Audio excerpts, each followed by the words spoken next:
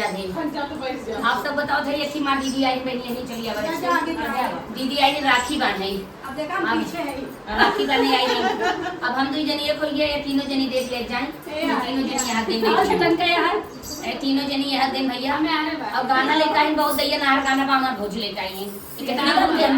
कितने गुण का अगर यही आप सब वीडियो में सुनत रही हैं और कमेंट में बताइए कि कितना दम बा नहीं हरे काव काव के चाहिए नहीं हरे काव के चाहिए हम अपने मुंह बयान देंगे चला चला चला चला शुरू करा सिकहर पे दूध बाबिला